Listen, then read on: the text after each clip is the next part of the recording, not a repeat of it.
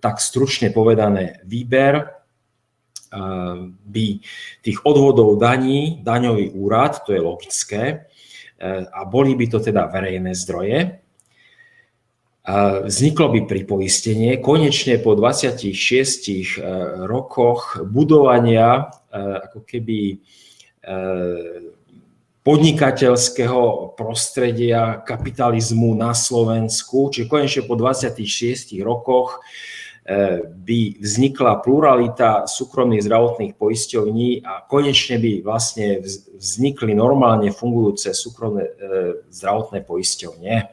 Čiže skončila by tá imitácia, ktorú tu máme dnes a napravili by sa tie veci. Čiže tieto by zhromažďovali súkromné zdroje, no a oni by si to už nejak rozdeľovali, ale nás zaujíma hlavne, ako by prebiehalo rozdelenie verejných zdrojov, to znamená z tých daní, tak my navrhujeme, aby to bolo v regiónoch na VUCčkách, lebo najhoršie je, keď sa nejaké obrovské peniaze rozdeľujú niekde v Bratislave, tam z nich potom zmizne miliarda veľmi, veľmi ľahko, ale keby sa to posunulo na regióny, tak by to bolo pod kontrolou vlastne tých občanov. To znamená, 100% by vybral daňový úrad a potom by sa to posunulo do tých regiónov a každý región by si gazdoval so svojimi peniazmi na zdravotníctvo. Samozrejme, takže ešte raz opakujem, výber daňový úrad, rozdelenie v regiónoch na VUC, aby to bolo pod kontrolou občanov.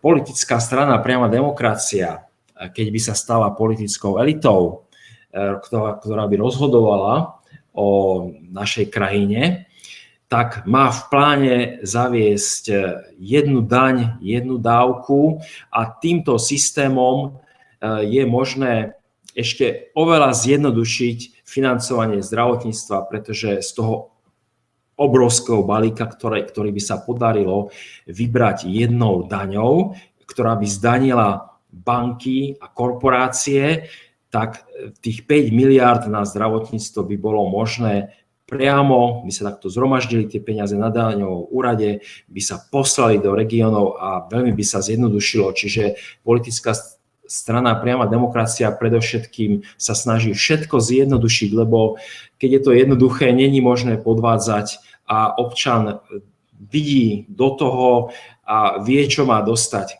Kdežto keď sa zavedie, a tak ako to je dneska, 35 daní a 250 sociálnych dávok, tak v tom sa nikto nemôže vyznať a preto tu miznú tie peniaze v takých obrovských čiastkách. Čo potrebujeme ešte ale urobiť? Je treba posilniť štát.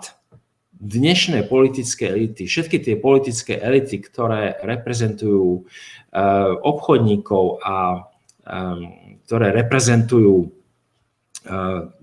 finančníkov, tak všetci kričia, treba menej štátu, treba oslabovať štát.